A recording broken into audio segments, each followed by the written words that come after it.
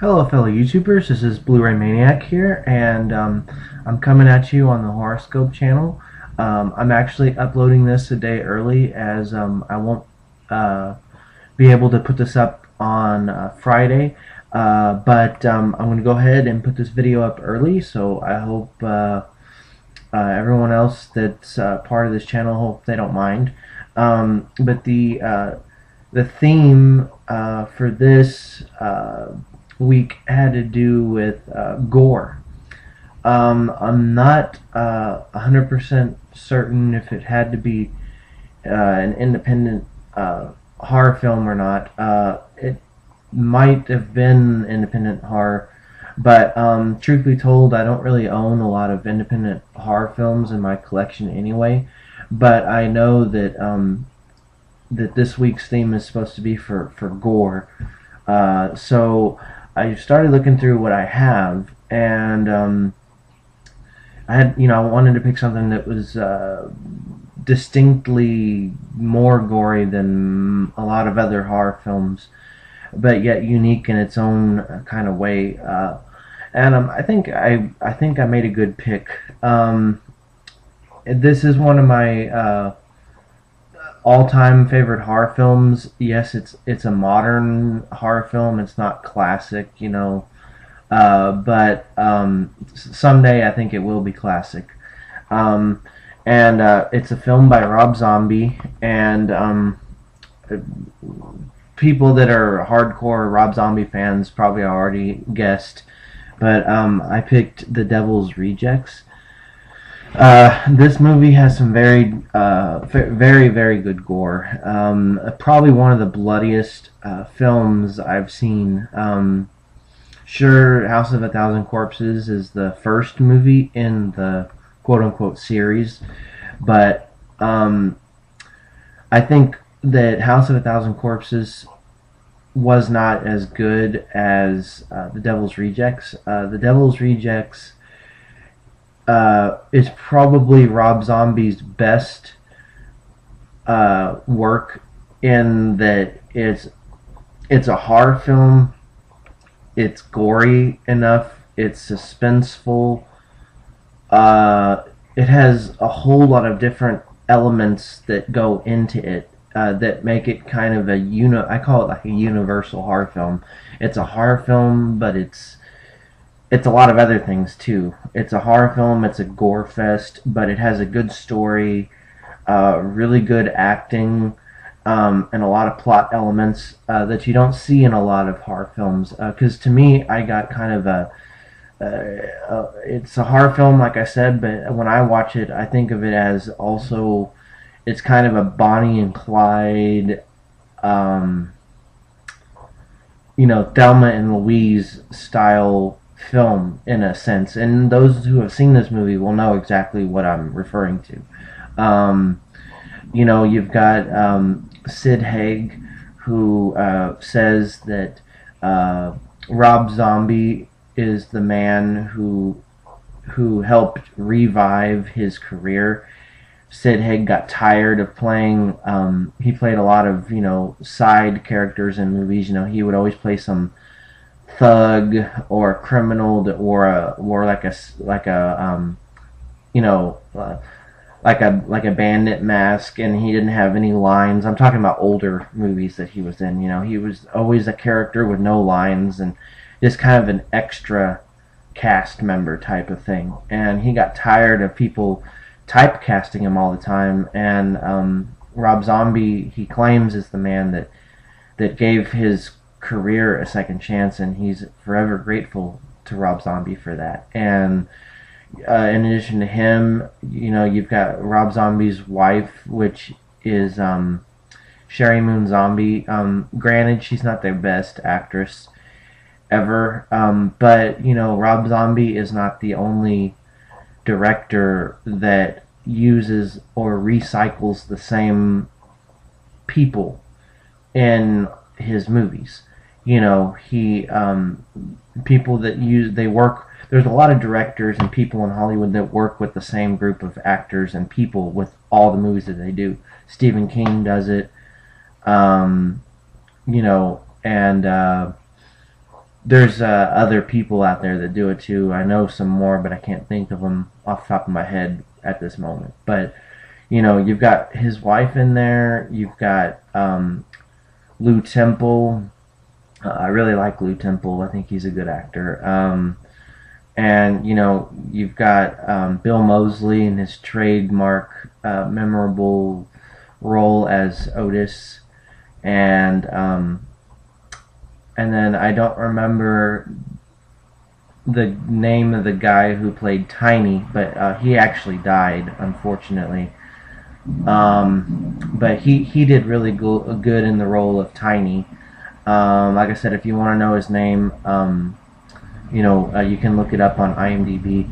But anyway, I know I'm going on and on, but there's good acting in this movie.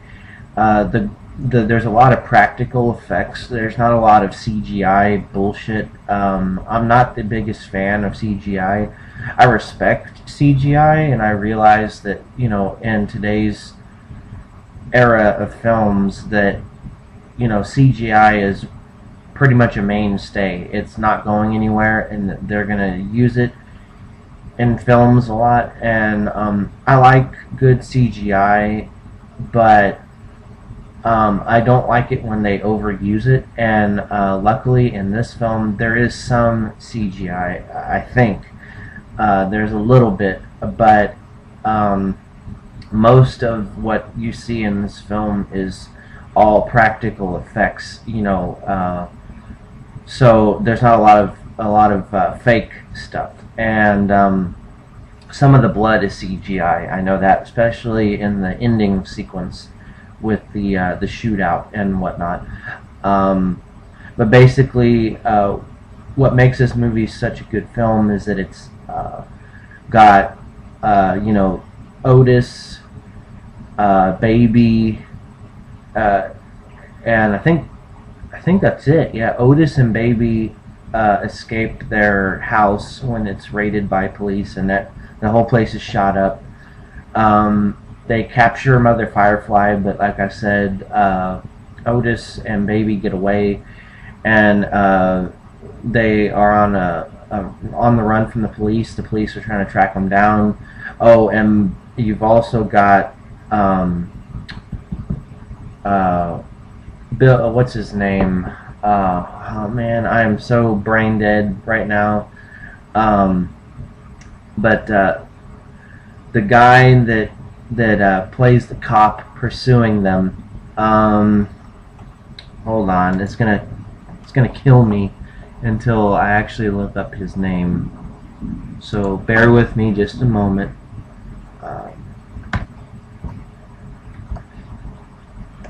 William Forsythe. There we go. I knew it would come to me. You've got William Forsythe playing the policeman that he plays Wydell, the brother of the Wydell from the first film, actually, and he is trying to pursue the survivors of this family because he wants to take revenge on them because they killed his brother in the first movie. I know I'm mostly giving a synopsis of the movie, but here's where I get to the gore. You've got they killed this nurse at the beginning. I think they cut her throat or something. Anyway, that was all practical effects. I actually heard that the actress got injured slightly when they were doing that. Apparently, Bill Moseley hit her in the back a little too hard when they did the stunt, and so she ended up being okay and everything. But that's one gore scene. Then you've got the family that they come across at the hotel and what they do to them. I'll just leave it at that. And what happens to the father and the son-in-law when Otis takes them out in the boonies to get some weapons that are stashed at an old chicken farm. There's a pretty brutal gore in that part of the film. And then the daughter, the one that gets hit by a truck, the gore scene with her was really brutal. Like I said, all practical effects. And then you've got a lot of other things. Danny Trejo. There's a scene where he kills a woman by cutting her throat. That was really brutal, and I'm sure there's a few gore scenes and things that I probably have bypassed or missed. But there's a lot of very memorable gory scenes in this film, and very solid film, as gory as it is. It's a very solid film, and you don't have to be a fan of horror to enjoy the film either. So it's a solid film. I give it definitely 10 out of 10. Yeah, it's a bit on the sadistic side, but what the hell? Every horror film is that way nowadays to some extent. So anyway, and then the last thing I'll mention is, yes, the best part of the film is the when Wydell catches up with Captain Spaulding, Otis, and Baby, and he takes them back to the house, and he you know, puts them in chairs and like ties them up, and he even Otis, he actually nails his hands to the chair so he can't get away, and then he tortures them with a staple gun, I believe, and that scene's pretty brutal and hard to watch. Definitely a movie, if you're sensitive to gore, definitely one you don't want to see. If you're like a wuss, you know, and you can't handle that kind of stuff. But and then the shootout at the end, the pivotal scene, you know, that's the homage, I say homage, to Bonnie and Clyde, or especially like Thelma and Louise. You know, the main characters, they know they're not going to get out of the situation, so they go out in a blaze, and they go out fighting, you know. And and it's weird. The characters in this film are essentially they're bad people, most definitely. But the weirdest thing is, as bad as they are, I've never watched a horror film where I root for the bad guy, so to speak, but I also want them to die at the same time because of how bad they are. It's weird, because I've never really watched a movie where that's happened before.